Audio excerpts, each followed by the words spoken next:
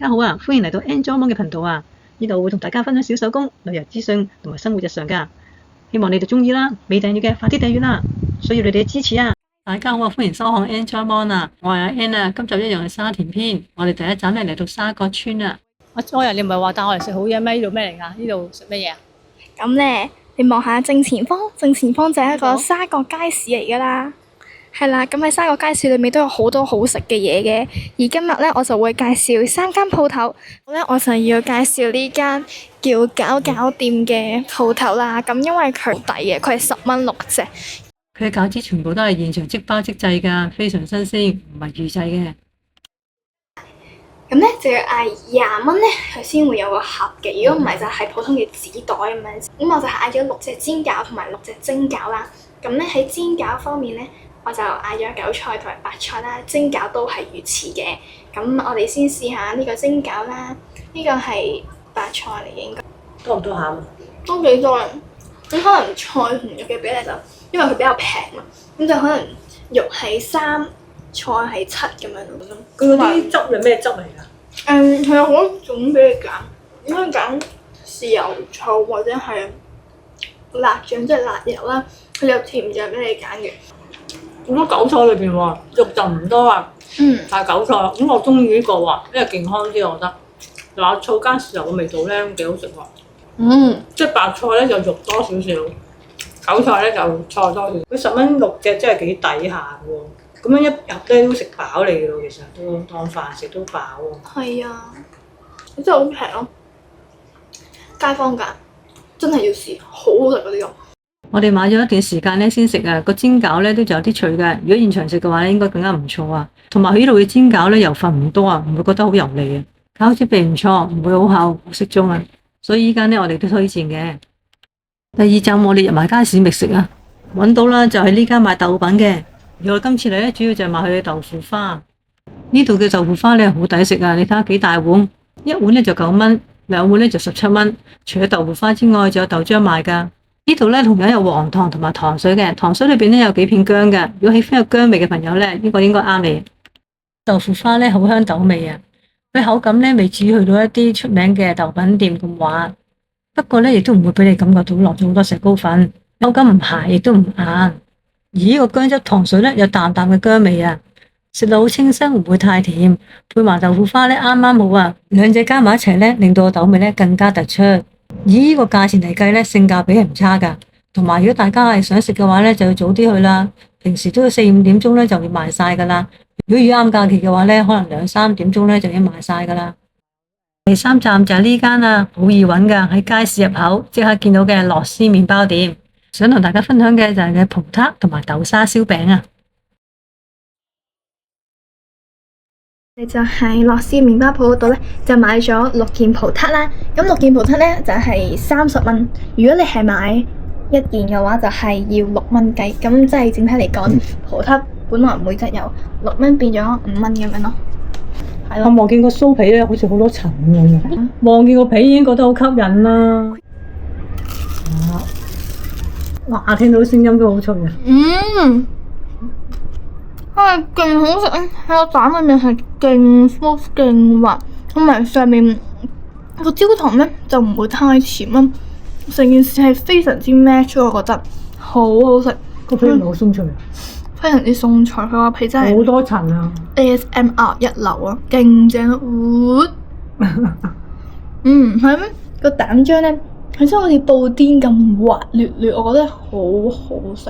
加埋啲焦糖，有啲就係葡撻就係可能冇咁脆，同埋有啲葡撻就係比較死甜啲啲，同埋可能個蛋漿就麻麻地。但係呢個蛋咧，佢做得非常之好咯，同埋真係講10萬次好正。咁真係大家一定要去試，一定要買，推介，真係街坊價嚟嘅呢啲真係。佢蛋漿都做得好唔錯啊，蛋同奶嘅比例咧做得啱啱好，好香奶味啊！甚至乎咧，我覺得咧佢好食過喺澳門食到嘅葡撻添。個 size 都唔細㗎，呢個我拳頭細我拳頭少少啦。呢個葡撻咧，大家咧如果咧一次過買得多咧，就係咧食唔晒咧，唔緊要。只要咧你焗翻佢咧，用焗爐焗翻佢咧，好好食。就算你咧啱買翻嚟咧，覺得佢咧只係暖微溫咧，你再焗翻佢嘅話咧，就更加好食。大家真係要試下。除咗葡撻之外咧，呢個紅豆燒餅我都推介嘅。，4蚊一個，13蚊4個。